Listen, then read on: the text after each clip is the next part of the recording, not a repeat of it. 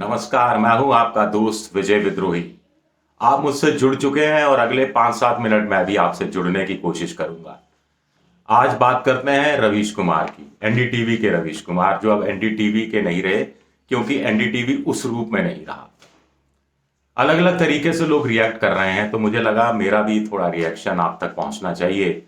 हाँ, मैं आपको एक स्पष्ट कर दूं कि भले ही मैंने और रवीश कुमार ने एक साथ काम नहीं किया है, मैं जुम्मा जुम्मा एक बार उनसे, अगर उन्हें भी याद हो, तो संसद के बाहर विजय चौक पर मिला था। मुलाकातें नहीं हुई, लेकिन मैं उनके काम को देखता रहा हूं और शायद वो भी मेरे काम को देखते रहे होंगे।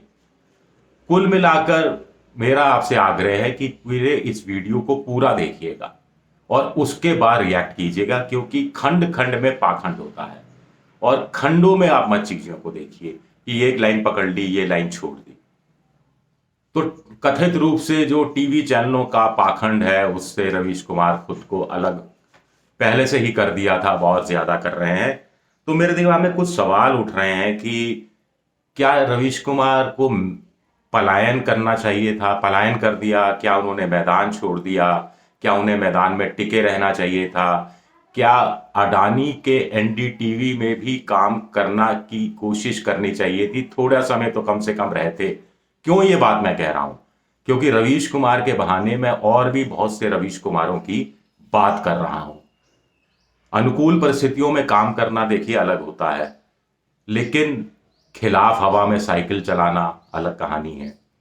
नदी के बहाव के खिलाफ तैरना ये एक अलग कहानी होती है। और वो जो रवीश कुमार को वो पीड़ा महसूस करनी चाहिए थी, जिसे अन्य चैनल के रवीश कुमार महसूस कर रहे हैं, भुगत रहे हैं, रोज भुगत रहे हैं, अपने हिसाब से चीजों को बदलने की कोशिश कर रहे हैं। ये तय है कि ऐसे रवीश कुमारों की आवाज नक्कार खाने में तूती साबित हो रही है, लेकिन तूती तो है ना, तूती है ना।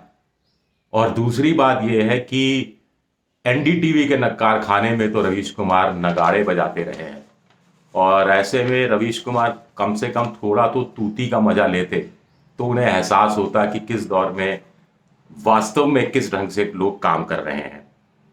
देखिए, रवीश कुमार की पत्रकारिता का मैं सम्मान करता हूं।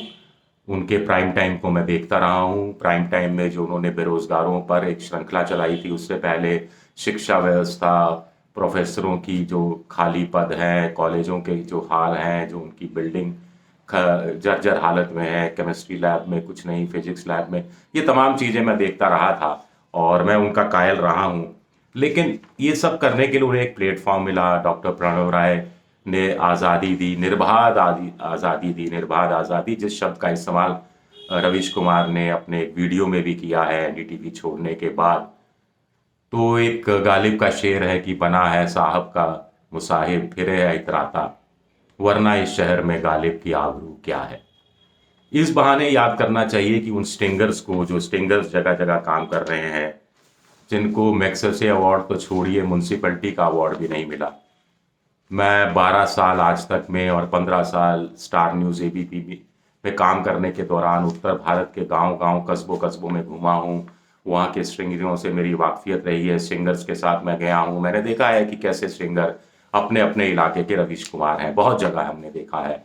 और उनके साथ तो तमाम प्रतिकूल परिस्थितियाँ रहती हैं, पैसा भी बहुत कम मिलता है, फिर भी वो सरपंच से भिड़ते हैं, स्थानीय पार्षद से भिड़ते हैं, कलेक्टर रोज तंग करता है, एसपी रोज तंग करता है, स्थानीय विधायक तंग करता है, स्थानीय विधायक प्रेशराइज करता है, प्रेशर डालता है, लेकिन फिर भी लगे रहते हैं।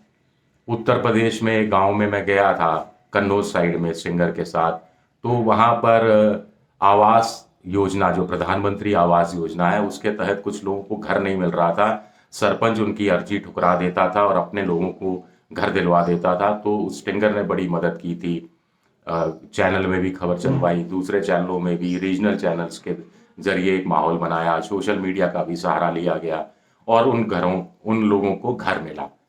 तो ये अपने आप में एक बड़ी बात थी। मुझे लगता है कि ऐसे जो रवीश कुमार हैं, उनकी चिंता भी हमें करनी चाहिए ऐसे दौर में, जब रवीश कुमार के जाने के बाद या एनडीटीवी के बिकने के बाद कुछ लोग कह रहे हैं कि साहब पत्रकारिता का अवसान हो गया, पत्रकारिता खत्म हो गई, अब आगे क्या होगा, तमाम बातें कह रहे हैं। तो पत्रकारिता बहुत बची हुई है, इस रूप में हमारे सामने बची हुई है। मेरा सिर्फ इतना सा आग्रह था कि रवीश कुमार जी को नकार खाने में तूती बजाने का जो अपना अलग मजा होता है, वो मजा थोड़ा देखना चाहिए था।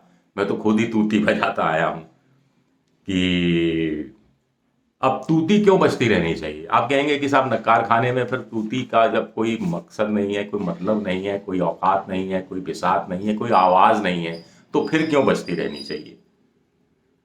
इसलिए बजती रहनी चाहिए तूती क्योंकि ये नगाड़ों की लय को तोड़ देती है, और जब नगाड़ों की लय तोड़ती है तो नगाड़ा पत्रकारिता करने वालों को बड़ी तकलीफ होती है, नगाड़ा पत्रकारिता करवाने वालों को भी बड़ी तकलीफ होती है। इसलिए तूती पत्रकारिता जिंदा रहनी चाहिए, और तूती इसलिए भी बजनी चाहिए क्योंकि नगाड़े वालों को ये तूती पत्रकारिता पसंद नहीं आती। तूती इसलिए भी बजती रहनी चाहिए क्योंकि नगाड़ा पत्रकारिता करने वाले कभी तो शर्मिंदा होंगे।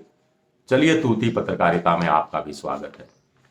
शुक्रिया आप सबका। अगर मेरा ये वीडियो पसंद आए तो इसे आप लाइक कीजिए, सब्सक्राइब कीजिए, और ये जो घंटी है, बेल आइकन, घंटी जैसी आकृति है, इसे भी दबा दीजिए ताकि नए वीडियो के बारे में आपको जानकारी मिल सके। शुक्रिया आप सबका, बहुत बहुत शुक्रिया।